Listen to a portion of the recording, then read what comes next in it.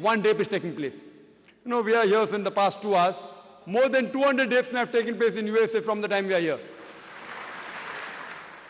I say that if you implement the Islamic Sharia, that every man, when he looks at a woman, he should lower his gaze. Every woman should wear the Islamic hijab, complete body covered except the face and hands up to the wrist. After that, if any man rapes, he gets capital punishment. I'm asking you the question, will the rate of rape increase? Will it remain the same or will it decrease? It will decrease the practical law, and this you can see. There was a program on BBC talking about a part of Nigeria which implemented the Islamic Sharia, and they gave the death penalty for rape, and immediately the cases of rape came down. The least rate of rape in any part of the world is in Saudi Arabia. I'm not speaking in favor of Saudi Arabia, but what is right we have to appreciate. And I congratulate L.K. Advani.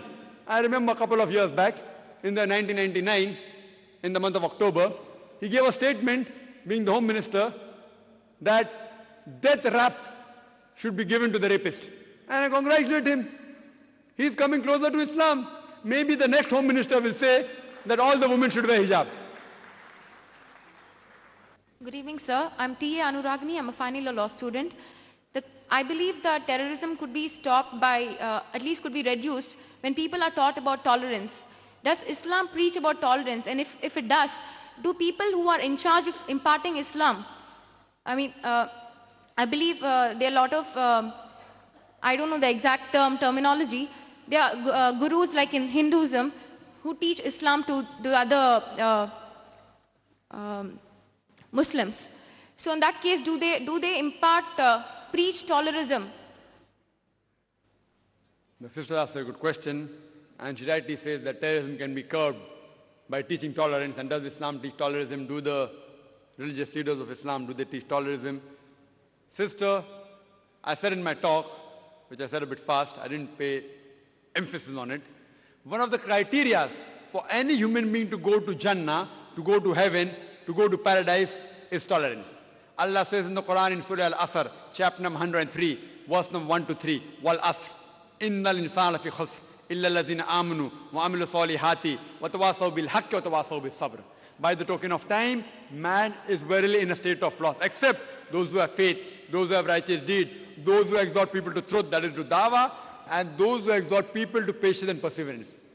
Tolerance is one of the criteria to go to Jannah. If you are not tolerant, according to Surah Al-Asr, you shall not go to Jannah. Not only should you be tolerant, you should even exhort people towards tolerance.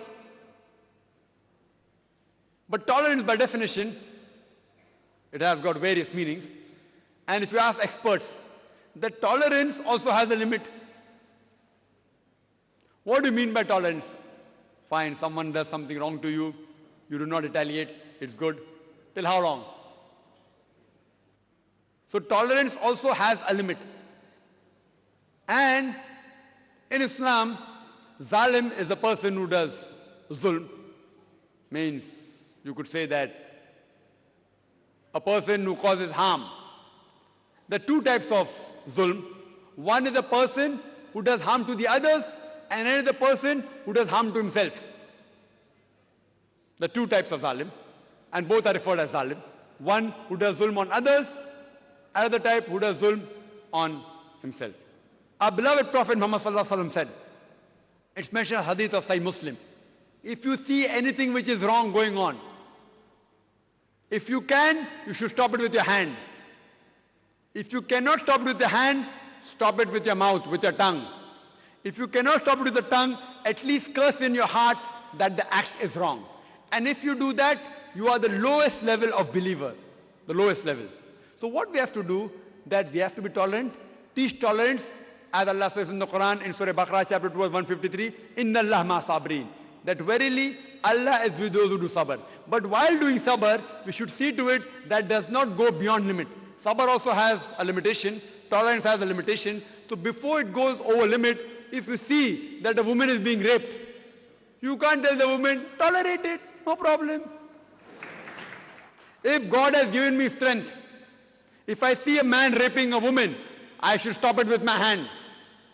If I cannot do it with my hand, it is tell her, bhai sahab, please don't rape. In Bombay, an article, a young girl, 13 years girl, she was raped by a man, and there were 5 passengers.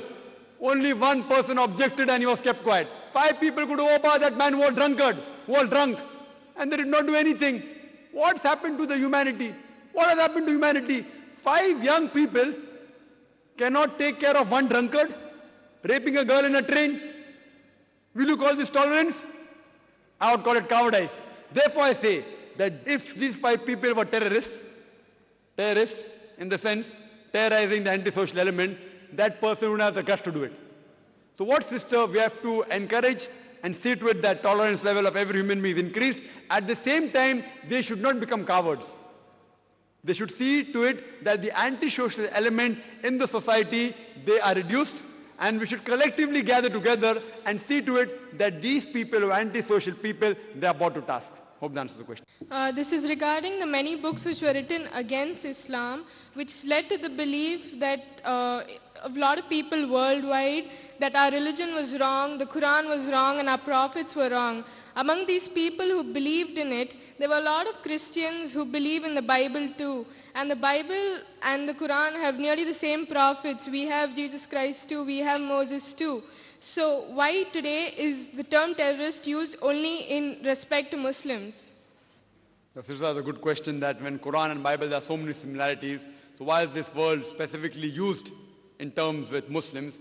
As I told my talk, sister, this word fundamentalism initially was coined to describe a group of Christians in America in the early part of the 20th century when they objected to the church. So this word was coined for the Christians initially. The first time it was used in English language. It was coined to describe the Christians. But today, as I told you, they have turned the tables over. So now they use it more to describe Muslims. Why it is the case? Regarding similarities, I've given the talk, sister, similarities between Islam and Christianity, where I've described that there are various similarities between Islam and Christianity in the Quran and the Bible. So at least we, as human beings, let us agree to follow these similarities. The differences we can talk later. But the reason that they are doing this, as I told you, because Islam today is the fastest growing religion in the world, the people may be fearing that if Islam grows, maybe what they call as pleasure, they may have to give it up. First of all, making a nude picture of any lady, whether God or not God, is haram in Islam. Can you criticize the other gods of other religion? Allah says in the Quran, in Surah Anam, chapter number 6, verse number